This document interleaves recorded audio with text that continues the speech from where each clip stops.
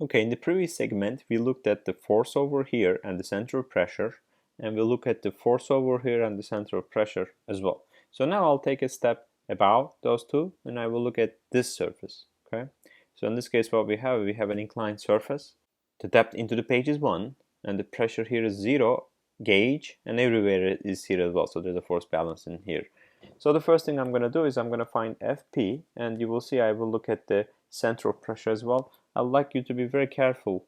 Listen to me when I'm doing the center of pressure. I see lots of confusions. Looking at the geometry, you see from here to here, this height is 2 meters, right? Because this is 2 square root of 2, so this is 45 degrees. The sine is square root of 2 divided by 2, right?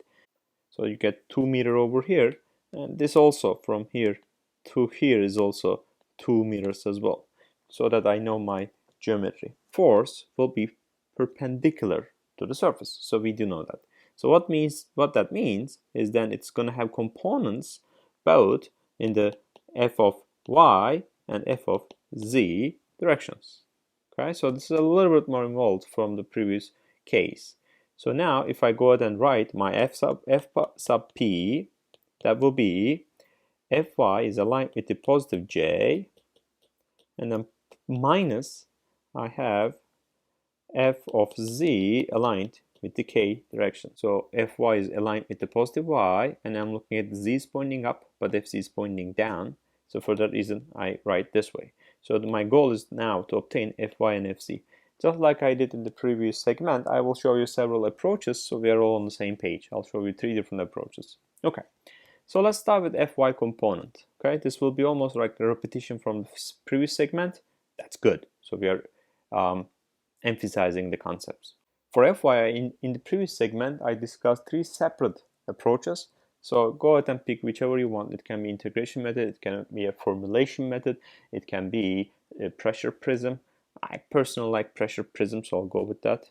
So let's see, the distances 5 and 2. Okay, so I will go down as 5, so this is 5 meter, and then I have from here to here as 2 meters. Note, I mentioned this when I'm teaching the fundamentals as well. I'm not looking at the area over here. So this fy will be on the projected area on the vertical face, right? So this is very important because I see some confusion much more often than I want it to be. Let's look at, obviously, if I plot my pressure distribution, it's going to be like this. And then basically I have this over here. Okay, good. So now, and this is the specific weight. Specific weight is the same as the previous segment, 10,000. What I'm going to do here is I'm going to kind of combine a formulation method and pressure prism. So I will obtain my pressure at the centroid of the shape. And in this case, the centroid is defined by 6 meters. Do you see that? So from here, this halfway through is 1. And I have another 5 from here to here is 5, right? So this is 5. And so from here, you can see this is 6 meters. So then, okay, that's good. So my fy will be specific weight times 6, right? That is my pressure average times the area. 2 is height, 1 is into the page. And so from here, you can see that I get myself 120,000 newtons, okay? This is 10,000 Newton per meter cube, right? And I'm multiplying by meter times meter times meter, so I got myself a Newton over here. You can say 120 kilonewtons as well. I recommend that you revisit this, do this by the integration method, do this by the formulation method, which I kind of did, and the pressure prism. Let's look at Fc. So let me draw this. Now this is a function of the shape, okay? So in here, this is 5 meters, and we said that it's something like this, and like this, okay? So this is the surface that I'm interested in. This is 2 square root of 2. Okay, so then what I need to do is I need to go all the way to the free surface. It can be imaginary or it can be real. And then I will obtain what is my weight about this. Okay, so basically my Fz, amplitude-wise, will be the weight of the fluid above it. So that's going to be the specific weight times the volume. This is 10,000, so that's the easy one. Let's look at the hard one. How am I going to do it? Let's do this as well. Let's just write here. This is 2 meters, this is 2 meters. Well, you can do a few methods, obviously, but the method that I prefer to do here is I'm going to separate this into two. I will call this 1, I will call this 2, and add them up. So that will be volume 1 plus volume 2, and the volume 1 will be 5 is the height, 2 is the width, 1 is into the screen, volume 2. The width is 2, the height is 2, divided by 2, remember it's a triangle, times into the page is 1. So this you can see 2, this you can see 10, so I get 12. So from here I got my Fz is equal to weight, which is equal to 10,000 times V1 plus V2 is 12. So I got myself 120,000 newtons as well. I just calculated the magnitude of it, okay? It's going to be a negative when I write it in the J and K directions. All right, question. 120,000? 120,000. What's going on in here? Is this by coincidence? The answer is no. It is not a coincidence. Actually, that is the alternative method 1 that I want to highlight, okay? So looking at this shape, I just actually give a hint to you. I said that this needs to be perpendicular to the surface, right? So which means that this angle, let's write it over here, this angle will be 45 as well. Because remember, this is 45, right? This is 90 minus 45, and this is 45. So this angle, let's call this alpha, this becomes alpha, okay? With this angle, you can see that I can relate this Fy and Fz, right? Because I know that this is perpendicular to the surface. I know this angle. So I can say, for instance, tangent of, let's write it over here for your notes, tangent of alpha will be equal to, it's going to be Fy over Fz.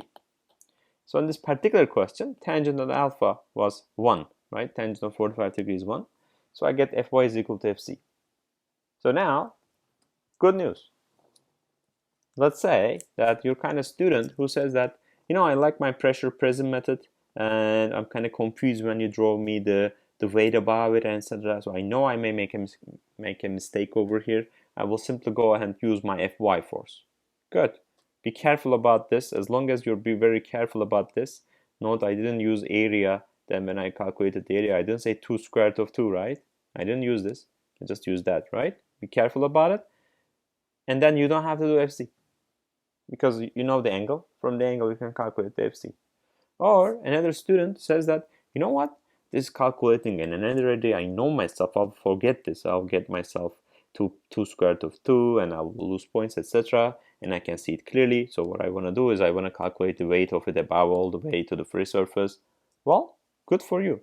Calculate the Fc. Once you know the angle, basically you can use that to obtain it. So that is the alternative method 1. But let's write it this way. Method 1. Use alpha of the inclined plate to relate Fy and Fz.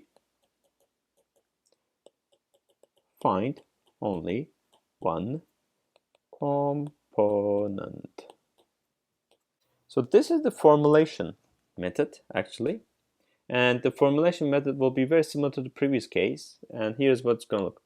F, P, and this is actually just the magnitude of it. It's going to be specific weight of HC times A. And HC is the geometric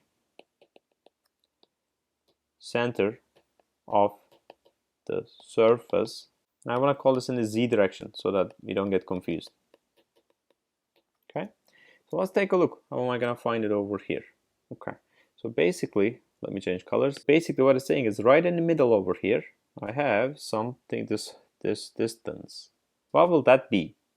Well, actually I calculated when I was calculating pressure prism, right? I said 6. So yeah, I know that. That is 6. Okay. So this information, for this particular case, my FP is equal to, the specific weight is 10,000 Newton per meter cube. HC is 6, we calculated an area. Now we're going to use the area that is given to you because I'm calculating at this surface. So I'm going to use 2 times 2 square root of 2 and into the page is 1. So I'm going to go ahead and say square root of 2 times into the page or into the screen is 1. So then when I punch this into my calculator, I will get myself 169,705 newtons, or you can call it simply 169.7 kilonewtons. So what's going on in here? You know, the alternative methods are not giving me the same numbers. I was getting 120, right? Well, no, this is giving me the combined, okay?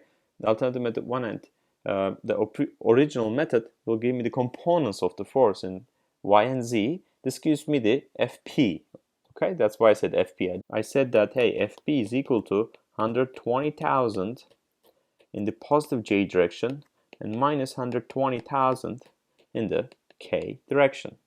And now I do know this. If I were interested in the value of it, the magnitude of the vector, then it's going to be square plus 120,000 square, and this will be the square root of it. And if I punch this into my calculator, you will see that I'm going to get 169,705. So basically what I'm saying is, yes, they are the same values, and I know the angle is 45 degree as well. So now this gives you the confidence that you have 3 separate approaches, center of pressure calculation. One thing I want to highlight is this. Okay, so I'm going to draw this dashed line. That was 5, and over here was 2 square root of 2. Okay, so if you let's actually tick this. Good. So if you actually go like this, I'm going to go over here. And the way, just look at the way when I define the directions. I said that YR will be equal to, sometimes we call YP as well, whichever is better for you, plus IXC divided by YC times A, right? Notice, this YC was defined basically this distance, the geometric center, okay? So this is right at the middle of it. This distance is ZC, okay?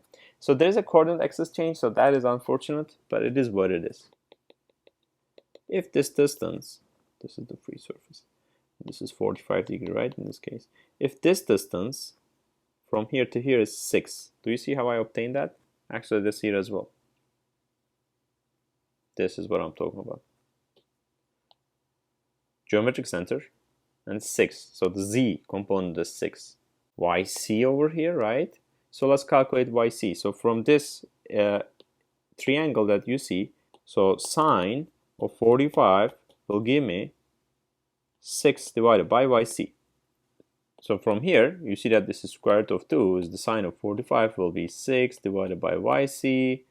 So then from here, let me be careful. So that will be 12 divided by square root of 2. So I can do this, square root of 2 times square root of 2 divided by 2, right? So I can cancel these. So I got myself 6 square root of 2 is my YC value. This distance to this, right, this distance is this. Okay, so let's calculate that. My interest is IXC divided by YC times A. Okay, IXC. So let's take a look at it. So if I draw this in over here, so it's like this. This is 1. This is 2 square root of 2. You can see in here. The base will be 1 and the height will be 2 square root of 2. So be careful, you don't want to mix that up. Okay? So IXC will be 112, 1, 2 square root of 2 cube divided by YC, and you can see it's 6 square root of 2. And the area is, it's going to be 2 square root of 2 times into the page is 1. This way 1 over 12 times 2 square root of 2 to the power of 3 will be 8 times 2 times square root of 2, and divided by, that is going to be 224, right? Because this times this is 2, 2 times 2 is 4, times 6 is 24. So let's take a look what I can cancel over here. So this becomes 3, this becomes 6. Okay, so you can see from here I'm going to get square root of 2 divided by 18. And if I punch this into my calculator, I should get 0.08-ish meters. Okay, so you can see over here. So this is 0.08 meters. So this distance that I'm talking about is 0.08 meters. So it's fairly small. It's almost very close to the centroid, but it's not the same. It's a little bit more. as usual, okay? And if you want, you can simply add this to the yc, as long as you know this, you can add 6 square root of 2 plus this value, you can obtain this whole where this yr is, the whole thing is, okay?